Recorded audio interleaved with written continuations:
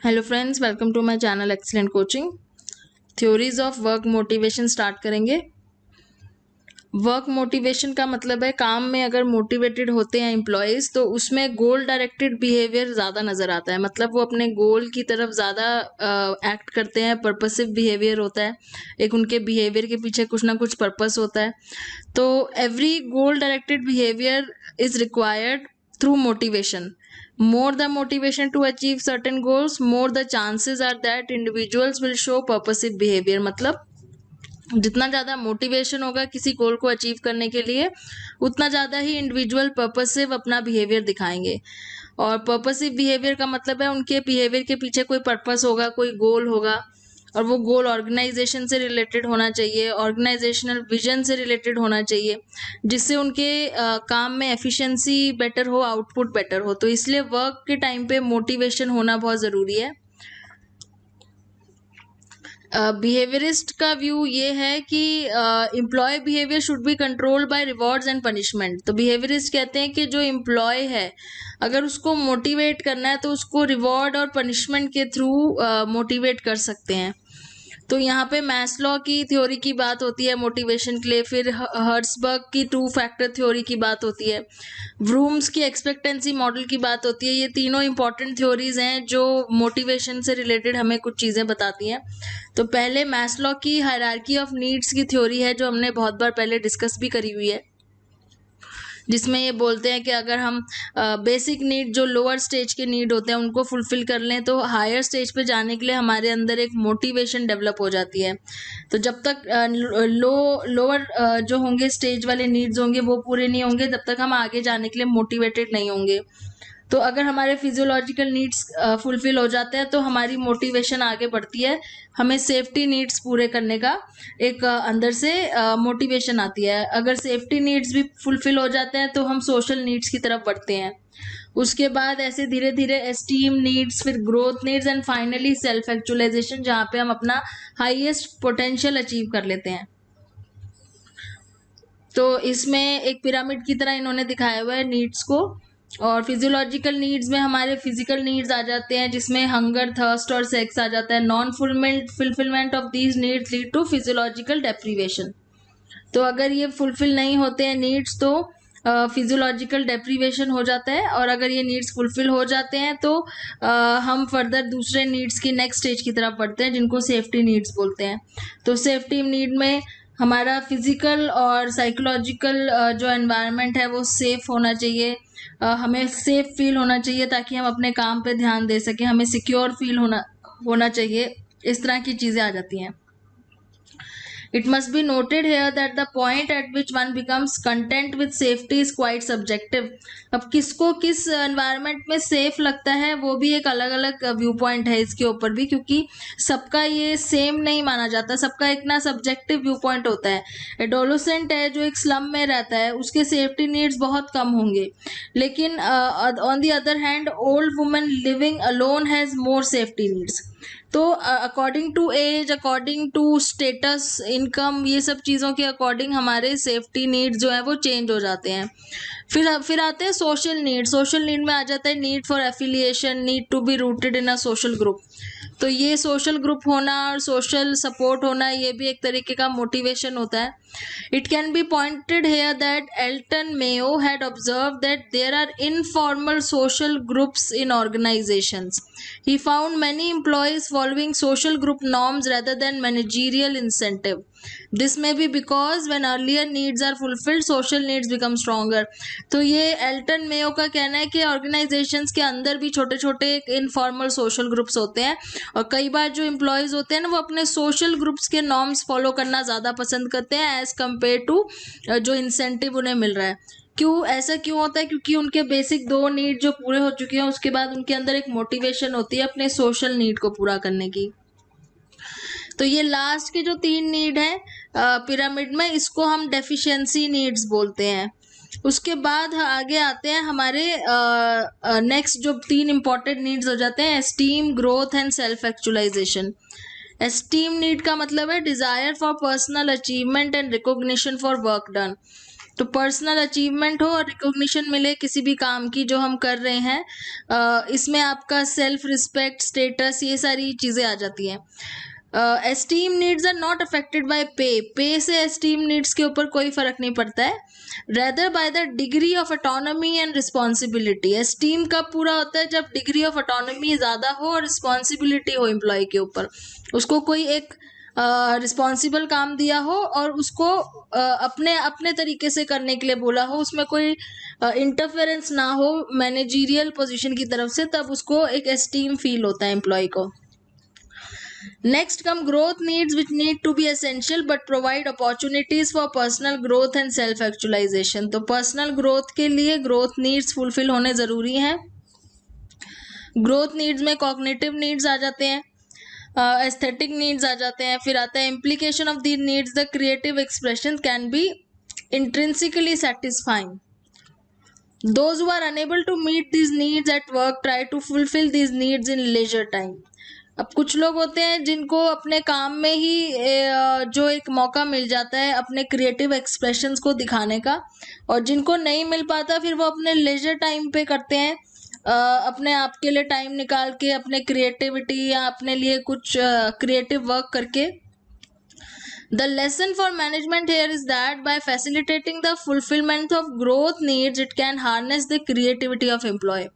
तो ये कह रहे हैं कि मेन चीज़ यहाँ पे ये नोट करने वाली है कि अगर हम उनके ग्रोथ नीड्स को फुलफिल करेंगे तो उससे हमारी एम्प्लॉय की क्रिएटिविटी को हम हार्नेस कर रहे हैं, मतलब उसकी क्रिएटिविटी को हम और ज़्यादा सपोर्ट कर रहे हैं उसे और क्रिएटिव होने के लिए। फिर लास्ट में आता है self actualization needs. Humanistic theory में ये माना जाता है कि अगर ह्यूमन बीइंग को चांस मिले तो वो इंट्रिंसिकली मोटिवेटेड होता है अपने फुल पोटेंशियल को रियलाइज करने के लिए, जिसको हम सेल्फ एक्चुअलाइज कहते हैं। Maslow argues that not everyone is fortunate enough to strive for self actualization, only those whose earlier needs are met seem to strive for actualization. तो मैस्लो यही कह रहे हैं कि जब तक आपके सारे नीड्स पूरे नहीं होते तब तक आप सेल्फ एक्चुअलाइजेशन की तरफ नहीं बढ़ते हो। अब इस थ्योरी का अप्रेजल यहाँ पे किया हुआ है। मैस्लो थ्योरी बिजनेस सर्कल्स में बहुत ज़्यादा पॉपुलर है, ये कई जगह पे ट्रेनिंग के टाइम पे इसके बारे में पढ़ाया भी जाता है, इस थ्योरी के बारे में बताया जाता है, लोग इसे फॉलो भी करते हैं। लेकिन फिर भी इसमें कुछ चीज़ें हैं, कुछ कंसर्न्स हैं, जैसे कि the claim that without fulfilment of lower needs individual doesn't strive for needs place higher up. एक जो इसमें क्लेम किया हुआ है थ्योरी में कि जब तक हमारे लोअर नीड पूरे नहीं हो जाते हम सेल्फ एक्चुअलाइज नहीं कर पाते, इसका प्रैक्टिकली हमें एक ऑपोजिट एविडेंस मिला है कि जो लोग पोएट्री में बहुत फेमस हैं या आर्ट में बहुत फेमस हैं, वो लोग ऐसे हैं जो बहुत ही पुअर बैकग्राउंड के हैं, उनके बेसिक नीड्स पूरे नहीं हो पाए हैं फिर भी वो सेल्फ एक्चुअलाइज कर पाए हैं। मास्टरपीसेस जो लोग बनाते हैं वो ज़रूरी नहीं है कि वो बहुत ही अपने वेल ऑफ फैमिली से बिलोंग करते हो, ये लोग बहुत पुअर फैमिली के होते हैं, इनके बेसिक नीड भी कई बार पूरे नहीं होते फिर भी ये इतने ज़्यादा फेमस हो जाते हैं। जैसे कुछ नाम हमने दूसरी बुक में पढ़े थे, जिसमें हमने माइकल एंजेलो का नाम पढ़ा था और हमने कुछ ऐसे फेमस पेंटर्स के नाम भी पढ़े थे जो बहुत फेमस हैं लेकिन वो बैकग्राउंड उनका बहुत पुअर होता है और उनके बेसिक नीड भी पूरे नहीं हुए होते हैं। तो एक तो यहाँ पे ये एक कंट्रोवर्सी आ जाती है इनकी थ्योरी की। दूसरा ये कह रहे हैं the hierarchy project needs as if they are objective, मतलब जो हायरार्की इन्होंने दिखाई हुई है नीड्स की शुरू से लेके एंड तक, जो बेसिक नीड्स हैं, फिर उसके बाद सोशल हैं, सिक्योरिटी, सोशल, ये कह रहे हैं ये हायरार्की ऐसे दिखाई हुई है जैसे कि ये सारे ऑब्जेक्टिव नीड्स हैं। ऑब्जेक्टिव का मतलब सबके लिए बराबर है, जबकि ऐसा नहीं है। किसी के फिजियोलॉजिकल नीड्स कम हो सकते हैं, कुछ ज़्यादा हो सकते हैं, सेफ्टी नीड्स में भी फ़र्क हो सकता है। सबके लिए अपने अपने नीड्स उनके परसेप्शन पे डिपेंड करता है, बहुत सब्जेक्टिव होता है। तो इसलिए वो हर कोई पर्सन को हम एक ही हायरार्की से देखें ऐसा नहीं हो सकता। हो सकता है किसी के लिए सेफ्टी नीड से ज़्यादा ज़रूरी सोशल नीड हो, तो एक ज़रूरी नहीं है कि हर कोई पर्सन जो है वो यही हायरार्की फॉलो करेगा ऑब्जेक्टिवली। और इसमें कॉग्निटिव प्रोसेसेस को तो बिल्कुल ही इग्नोर किया हुआ है, यहाँ पे कॉग्निटिव प्रोसेसेस का कोई रोल नहीं दिखाया है किसी भी जगह पे। थर्ड है दो immensely popular its application values extremely low, मतलब कि ये थ्योरी वैसे तो बहुत पॉपुलर है लेकिन इसकी जो इसको अगर हम प्रैक्टिकली अप्लाई करते हैं तो वो चीज़ हो नहीं पाती है, उतनी प्रैक्टिकली वो हम इसको नहीं रियलाइज कर पाते हैं कि ये थ्योरी प्रैक्टिकली कैसे हम पे अप्लाई होगी। हम जैसे कैसे मेजर करेंगे कि सेल्फ एक्चुअलाइजेशन कब स्टार्ट हुई है, कैसे पता चलेगा कि कौन सेल्फ एक्चुअलाइज्ड है कौन नहीं है, तो ये सारी चीजें हैं। Finally Maslow's hierarchy of needs is culture bias. ये कल्चर बायस है, ये कौन से कल्चर को रिप्रेजेंट करती है मैस्लो हायरार्की? ये वेस्टर्न कल्चर को रिप्रेजेंट करती है। वेस्टर्न कल्चर जहाँ पे लोग इंडिविजुअलिस्टिक होते हैं ना कि कलेक्टिविस्टिक। हमारे एशियन कल्चर में कलेक्टिविस्टिक होता है।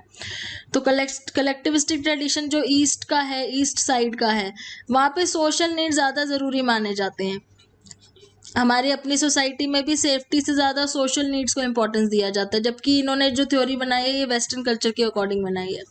इंडिया का इन्होंने एग्जाम्पल दिया है, the satisfied man strives for spiritual unity of Atman with the Brahman, this is actualization in Indian context. तो अगर हम सेल्फ एक्चुअलाइजेशन की बात कर रहे हैं तो इंडियन कॉन्टेक्स्ट में तो बिल्कुल ही अलग हो जाता है। इंडियन कॉन्टेक्स्ट में कह रहे हैं कि जब सेल्फ की यूनिवर्स के साथ यूनिटी हो जाती है स्पिरिचुअली, उसको इंडियन कॉन्टेक्स्ट में हम सेल्फ एक्चुअलाइजेशन कहते हैं। तो ये मैस्लो की थ्योरी का अप्रेजल था। उसके बाद आती है मोटिवेशन में हर्सबर्ग की 2 फैक्टर थ्योरी। हर्सबर्ग ने क्या किया था, 200 accountants and engineers employed in firms in Pennsylvania USA, इनके ऊपर स्टडी करी थी 1950 में। He found that the factors involved in producing job satisfaction are different from the factors that produce job dissatisfaction.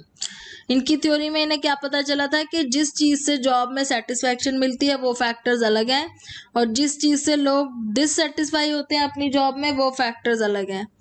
Maslow made the distinction between higher and lower order needs.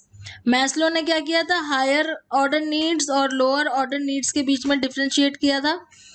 Herzberg क्या कह रहे हैं, that needs are not two ends of a continuum, rather factors which remove dissatisfaction are called hygienic needs, they don't provide motivation. मतलब ये बोल रहे हैं कि जो फैक्टर, हर्सबर्ग का ये कहना है कि हम नीड्स को 2 हिस्सों में डिवाइड नहीं कर सकते जैसा मैस्लो ने किया था कि कुछ हायर ऑर्डर में आ जाएंगे कुछ लोअर में आ जाएंगे, ऐसा नहीं होता है। ये कह रहे हैं कि कुछ ऐसे फैक्टर्स होते हैं जो हमारी डिससेटिस्फैक्शन को कम करते हैं, जिससे हमें सेटिस्फैक्शन मिलती है, उनको हाइजीन नीड्स बोला जाता है। वो हमें मोटिवेशन नहीं देते, वो हमारी डिससेटिस्फैक्शन को रिमूव करते हैं, तो उन्हें बोलते हैं हाइजीन नीड्स। तो इन्होंने 2 इशू के बारे में यहाँ बात करी है, एक तो सेटिस्फैक्शन वर्सेस नॉन सेटिस्फैक्शन, दूसरा डिससेटिस्फैक्शन वर्सेस नॉन डिससेटिस्फैक्शन। तो इन्होंने क्या किया, मतलब सेटिस्फैक्शन और डिससेटिस्फैक्शन को अलग अलग लेके चले हैं।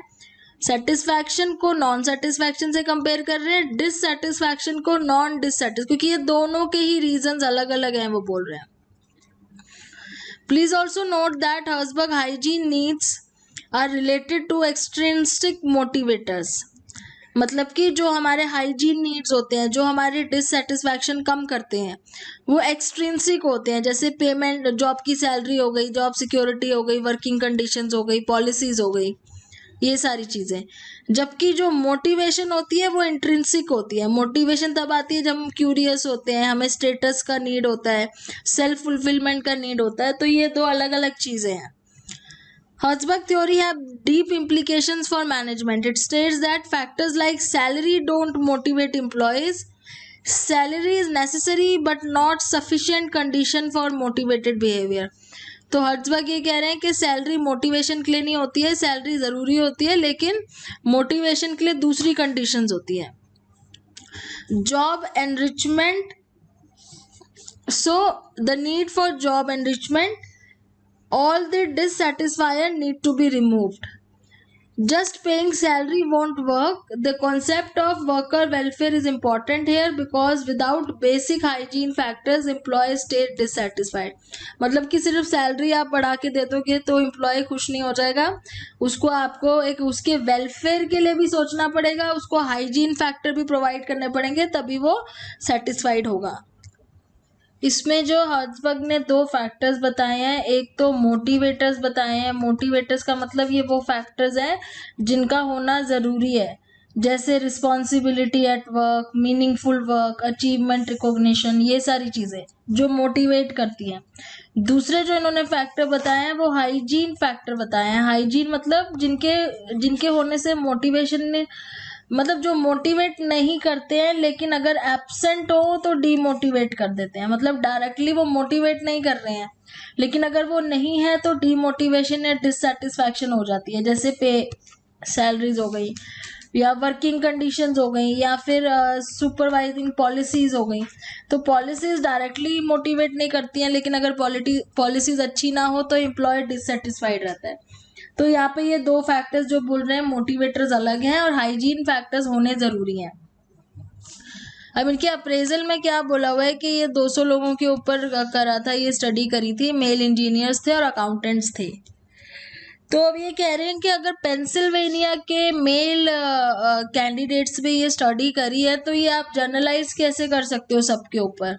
तो बहुत सारे स्कॉलर्स ने इसको चैलेंज किया है, उसमें से एक विक्टर ब्रूम भी है जो ये कहते हैं कि theory was only one of the conclusion that could have been reached from the study. मतलब कि उसके और भी बहुत सारे कंक्लूजन हो सकते थे उनकी स्टडी के, जिसमें से ये सिर्फ एक कंक्लूजन है। वो उसको अगर थ्योरी को हम डिटेल में पढ़ेंगे तो हमें उसमें और बातें भी दिखेंगी।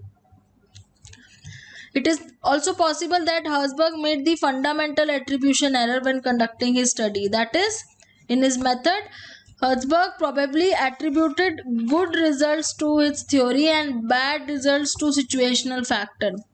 मतलब ये कह रहे हैं, विक्टर ब्रूम कह रहे हैं कि ये भी पॉसिबल है कि हर्जबर्ग ने ये थ्योरी में फंडामेंटल एट्रीब्यूशन एरर करी हो।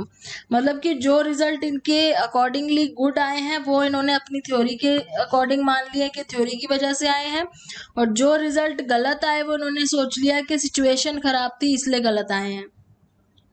फंडामेंटल एट्रीब्यूशन एरर होती है ना, जब हम किसी को देखते हैं तो हम ये सोचते हैं कि अगर किसी के साथ, अगर हमारे साथ कुछ अच्छा हुआ है तो वो हमारी वजह से हुआ है, खराब हुआ है तो वो सिचुएशन की वजह से हुआ है।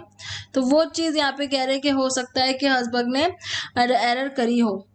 Then Landy in 1985 suggests that the two factor theory, Herzberg defines satisfaction and dissatisfaction the way people think about it in Western country.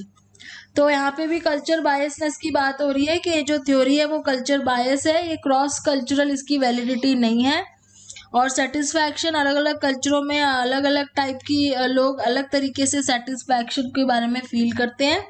तो ये कल्चर पे डिपेंड करता है कि कौन किस चीज़ से सेटिस्फाइड है। जैसे यहाँ पे बोला हुआ है कि अगर इंडियन मिडिल क्लास की बात करें तो इंडिया में तो सैलरी और जॉब सिक्योरिटी दोनों ही मोटिवेटर में आएंगे, जबकि हर्ट्सबर्ग ये कह रहे हैं कि सैलरी और जॉब सिक्योरिटी जो है ये हाइजीन फैक्टर में आते हैं, ये मोटिवेटर नहीं है, ये मोटिवेट नहीं करते हैं, ये सिर्फ सेटिस्फाई ना हो इसलिए दिए जाते हैं। जबकि अगर हम इंडियन मिडिल क्लास की बात करें तो यहाँ पे सैलरी और जॉब सिक्योरिटी एक हाईली मोटिवेटेड फैक्टर्स में आते हैं कि इससे मोटिवेशन बहुत होती है।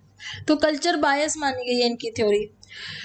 कैट्स क्या कह रहे हैं? कैट्स है suggested that job satisfaction is it an objective construct. तो यहाँ पे कैट्स भी यही कह रहे हैं कि जॉब सेटिस्फैक्शन किसकी कैसी है वो बहुत सब्जेक्टिव होता है, उसको हम ऑब्जेक्टिवली जनरलाइज नहीं कर सकते हर किसी के ऊपर। कैट ने इंटरव्यू लिया था 3000 एम्प्लॉयज़ का जो यूएसए में काम करते थे प्राइवेट सेक्टर में, and he found a relationship between job satisfaction and the length of time in employment and that it change over time. Indeed मतलब ये कह रहे हैं कि जो लोग वहाँ काम कर रहे थे वो उनकी according to the length of time in employment उनका जो जॉब सेटिस्फैक्शन का जो एक मेजरमेंट होता है वो चेंज होता था हर बारी। मतलब कि शुरू में उन्हें किसी और चीज़ से सेटिस्फैक्शन होती थी जॉब में, बाद में धीरे धीरे वो एज के साथ, जेंडर के साथ, सोशल सिचुएशन के साथ चेंज होता रहा। तो हम एक ही टाइप की सेटिस्फैक्शन को हमेशा नहीं लेके चल सकते कि हमेशा अगर हम सिर्फ अगर हम उसकी बात कर रहे हैं, जो रिकॉग्निशन एट वर्क की बात कर रहे हैं, तो वो ही सिर्फ जॉब सेटिस्फैक्शन जो है वो हमेशा रहेगी। ऐसा भी हो सकता है कि एक पर्टिकुलर एज के बाद आपकी जॉब सेटिस्फैक्शन चेंज हो जाए, किसी और वजह से मिले। तो ये सारा अप्रेजल था इस थ्योरी का। फिर आती है ब्रूम्स की एक्सपेक्टेंसी थ्योरी। इस थ्योरी को हम नेक्स्ट वीडियो में डिस्कस करेंगे। Thanks for watching.